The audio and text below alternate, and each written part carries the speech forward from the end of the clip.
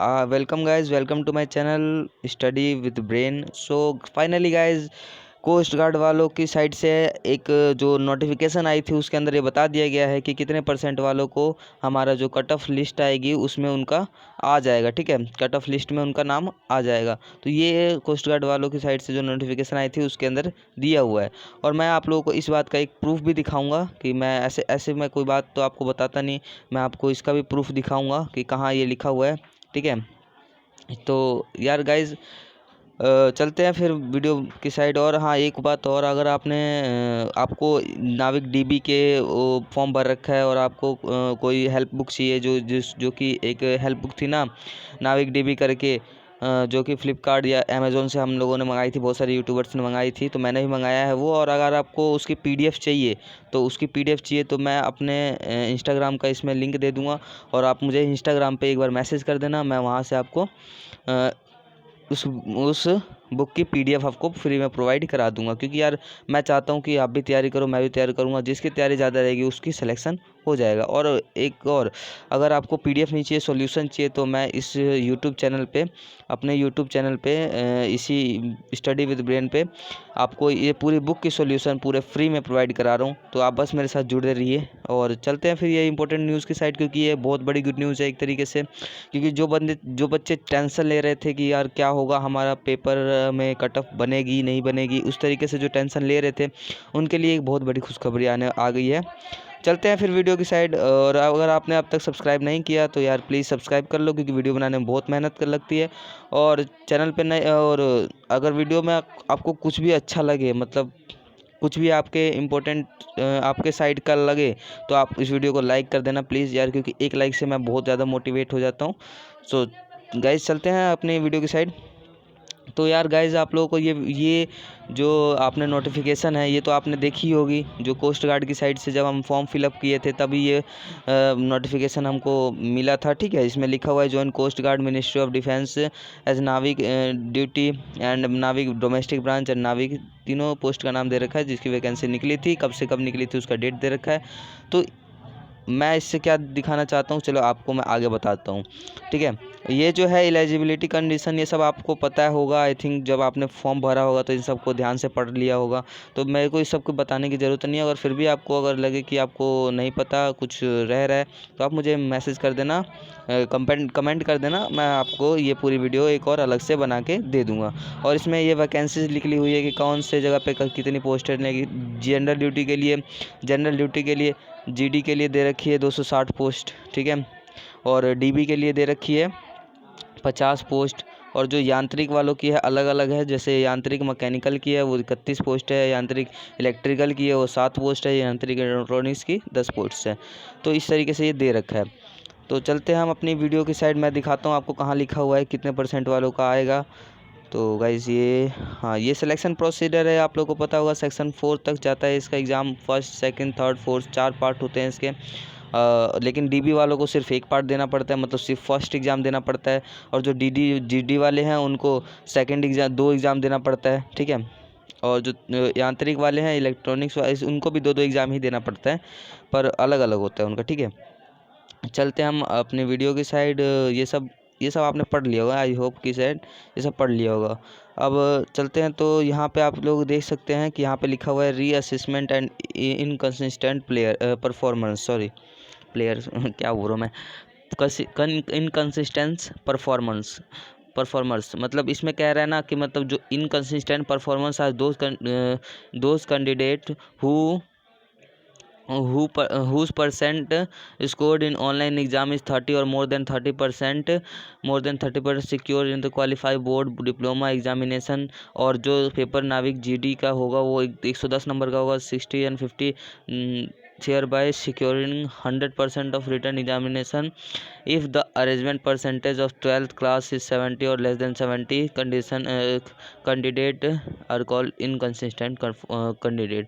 तो ये क्या है इनकंसिस्टेंट कैंडिडेट? क्या है इनकंसिस्टेंट कैंडिडेट का जो मतलब होता है वो हो गया, लाइक आपने जो 12th पास करी हो, आपने पास करी हो, उसमें आपके मार्क्स है 70%। ठीक है, या 70% से नीचे है, ठीक है। और जो ये जीडी का पेपर होने वाला है, जो ये जीडी का पेपर होने वाला है, उस पेपर में आपके मार्क्स आ गए 110 नंबर का पेपर होगा। उसमें आपके पहले सेक्शन में 60 नंबर और दूसरे सेक्शन में 50 नंबर, मतलब आपका स्कोर 100% रहा। आपका स्कोर इस पेपर में 100% रहा, तो इसको आपको इनकंसिस्टेंट परफॉर्मेंस कहा दिया जाएगा या फिर बता दिया जाएगा। क्योंकि आपको पता है कि वो सोचेंगे कि यार जिस बच्चे का 70% से लेस देन 70% है, वो कैसे हमारे एग्ज़ाम में वो कर दिया है, क्या नाम है, 100% कैसे ला दिया है, ठीक है। तो उस तरीके से आपको इनकंसिस्टेंस बता दिया जाएगा। और उसके बाद क्या होगा, तो घबराने की बात नहीं है, अगर आपने ला दिया तो बहुत अच्छी बात है। और उसके बाद आपका एक और एग्ज़ाम होगा, एक एक्स्ट्रा एग्ज़ाम होगा, और उस एक्स्ट्रा एग्ज़ाम में आपको सिर्फ पास होना है, सिर्फ पास होना है। आपको कंपटीशन के लिए नहीं लड़ना कि मुझे हाईएस्ट मार्क्स चाहिए, नहीं। उसमें सिर्फ आप अगर पास हो गए तो आपका सिलेक्शन हो जाएगा, ठीक है। और मैं इससे क्या बताना चाहता हूँ कि इसका मतलब एक एक बात आपको नोटिस किया, इसका मतलब क्या हुआ, ये साफ़ हो गया कि जिसका 30% है और मोर देन 30%, मतलब लगभग सभी बच्चों का आएगा एडमिट कार्ड। किसका आएगा, लगभग सभी के बच्चों का। क्योंकि यार अगर जो एक्स्ट्रा एग्ज़ाम का प्रोसीजर इसमें किया गया है, तो एक्स्ट्रा एग्ज़ाम तो उन्हीं का होगा ना जिनका 70% से कम होगा, है ना। जिनका 70% से कम होगा और वो 100% मार्क्स गेन कर ले जीडी में, मतलब इसका मतलब क्या है कि 70% वालों का भी एडमिट कार्ड आने वाला है, आने वाला है ना एडमिट कार्ड। तो मैं भी इसी कंक्लूजन में पहुंचा हूँ। मैं भी बहुत सोचा, लेकिन आखिरकार मैं इसी कंक्लूजन में पहुंचा कि जितने भी हमारे भाई हैं जो 30% आ रखे हैं और जिनके 70% है या 70 से कम है या 70 से ऊपर है, मतलब सभी के एडमिट कार्ड आने वाले हैं। इस नोटिफिकेशन से तो यही बता रहा है कि जितने भी हमारे स्टूडेंट हमारे अप्लाई कर रखे हैं, जितने भी कैंडिडेट अपने अप्लाई कर रखे हैं, उनके सभी के एडमिट कार्ड आएंगे, ठीक है। तो घबराने की कोई ज़रूरत नहीं है आप लोगों को, ठीक है। और ये एग्ज़ाम कब होगा, जो मैंने बताया है कि एक एक्स्ट्रा एग्ज़ाम होगा, ये एग्ज़ाम कब होगा ये मैं इसके बारे में बताता हूँ। ये एग्ज़ाम आपको दे रखा है, इसमें डेट लिखा है, there will be addition written examination of consistent performance. This test will be held on qualified PFT and document verification for online inconsistent performance। मतलब ये जो होगा वो आफ्टर क्वालिफाई पीएफटी होगा। मतलब आप जब पीएफटी क्वालिफाई कर लेंगे, मतलब जो आपका डॉक्यूमेंट वेरिफिकेशन हो जाएगा, उसके बाद आपका जब डॉक्यूमेंट वेरिफिकेशन हो जाएगा तो आपका ये एग्ज़ाम लिया जाएगा। और उस एग्ज़ाम में आपको सिर्फ पास होना है, क्या होना है, सिर्फ पास होना है, ठीक है। अगर आप पास हो गए तो आपका सिलेक्शन हो जाएगा। और लिखा है इसके अंदर, this test is only of passing mark, मैंने कहा था पास होना है, and will be similar to the examination written stage first. मतलब ये पेपर कैसा होगा, जो कि आपका स्टेज फर्स्ट का जो एग्ज़ाम हुआ था ना, वो जो पेपर होगा जो 10th के बेस पे होता है, जो डीबी वालों के लिए होता है और जीडी वालों के लिए होता है, वो जो होगा वो उसी तरीके का पेपर होगा। मतलब इजी पेपर होगा, बहुत इजी पेपर होगा, आपको बस पास होना है इसमें, ठीक है। होप आप लोग हो जाओगे। और यही प्रोसीजर जो होगा वो नाविक डीबी के लिए भी होगा और नाविक के लिए भी होगा, और क्या नाम है, जीडी के लिए भी यही प्रोसीजर होगा, सबके लिए ये प्रोसीजर होगा। अगर आपके डीबी के लिए मैं बताऊं तो डीबी के लिए अगर आपके पास मार्क्स हैं, डीबी के लिए अगर मैं बताऊं तो डीबी के लिए आपके जो 10th में मार्क्स है वो हो गया आपके 39% हो गया, 38% हो गया। और आपने जो ये पेपर होने वाला है 60 नंबर का पेपर होगा, उसमें आपने रिटर्न में निकाल दिया 60 पे 60 निकाल दिया, ठीक है। और आपने फिजिकल भी निकाल लिया, तो आपका एक अलग से पेपर होगा और उसी तरीके से फिर आपको उसमें पास होना होगा। और पेपर लगभग सेम ही होगा, स्टेज फर्स्ट का पेपर जैसा ही होगा, मतलब बहुत इजी पेपर होगा, आप निकाल लोगे मेरे हिसाब से तो। और उसके बाद आपका सिलेक्शन हो जाएगा, ठीक है। तो घबराने वाली बात नहीं है। और इससे ये बात तो साबित होती है कि मतलब एडमिट कार्ड जो आने वाला है वो सबका ही एडमिट कार्ड आएगा, ठीक है। इससे ये बात तो पूरी ही साबित होगी, ठीक है। चलते हैं आगे। आगे क्या लिखा रखा है मैं पूरा पढ़ के आप लोगों को बता देता हूँ।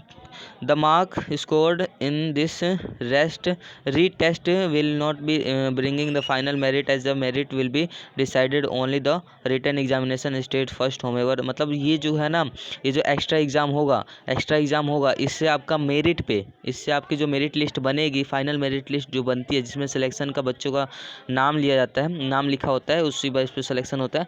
तो उसमें आपका इस एग्ज़ाम से कोई लेना देना नहीं होगा, कोई फ़र्क नहीं पड़ेगा। इससे आप कम नंबर लाओ या फिर सबसे ज़्यादा नंबर लाओ, उससे कोई फ़र्क नहीं पड़ेगा।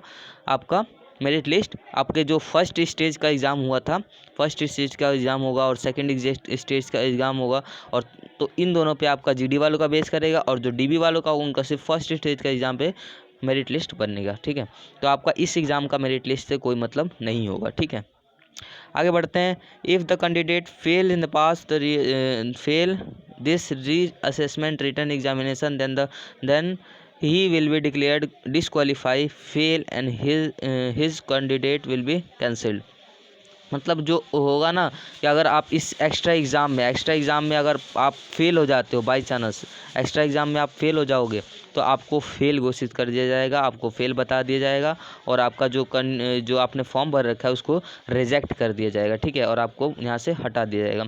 और अगर आपने पास कर लिया तो खुशखबरी आपके लिए, फिर आगे चल के मेडिकल टेस्ट होगा। मेडिकल टेस्ट आपको निकालना क्या हो तो निकल ही जाता है। उसके बाद स्टेट थर्ड का एग्ज़ाम होगा, और उसके बाद आपका merit list, final merit list बन जाएगी। इसी तरीके से प्रोसीजर इसमें दे रखा है। मतलब इससे एक बात क्लियर क्या होती है कि जितने भी 33% वाले हैं जो पास हो चुके हैं, जो अपने 10th या 12th में पास हो चुके हैं, उन सब का एडमिट कार्ड इस साल में भी आए, क्योंकि इस नोटिफिकेशन से तो यही लग रहा है कि सबके एडमिट कार्ड आने वाले हैं। अब तो देखते हैं ऊपर से क्या ऑर्डर आता है, लेकिन ये नोटिफिकेशन भी उन्हीं की साइड का है। तो मुझे उम्मीद है कि इसमें भी जितने भी पासिंग मार्क्स वाले स्टूडेंट हैं उनका भी आएगा, और जितने 70% वाले हैं या 70 से नीचे वाले हैं उनका भी आएगा ये एडमिट कार्ड। मेरे ख्याल से, मेरे हिसाब से तो यही होना चाहिए। अब बाकी ऊपर देखते हैं क्या होता है। सो गाइज, होप सो आपको इस वीडियो में कुछ जानने को या कुछ आपके हेल्प मिली हो। तो अगर हेल्प मिली है तो यार एक लाइक कर देना, क्योंकि आप लोगों को मैंने हेल्प किया, तो आप मुझे एक लाइक करके यार मुझे हेल्प करो, ताकि मैं आपको और भी वीडियोस बनाऊं। और हाँ, वो बुक की मैं सॉल्यूशन कल से डालना शुरू कर दूंगा। मैं 1 फ़ैब से आपको बुक का प्रोवाइड कराऊंगा, पूरी चैप्टर वाइज नोट्स, और साथ में जो एग्ज़ाम पैटर्न का जो क्वेश्चन दे रखे हैं वो सारे मैं आप लोगों को सॉल्यूशन कराऊंगा। ठीक है, इसी चैनल पे। तो गाइज सब्सक्राइब कर लेना और घंटा को दबा लेना, ताकि जब डालूं तो यार आपके पास नोटिफिकेशन जाए। नहीं तो नोटिफिकेशन नहीं जाएगी तो आप कैसे आओगे। सो होप सो गाइज आपको ये वीडियो पसंद आई तो लाइक कर देना। Thank you so much.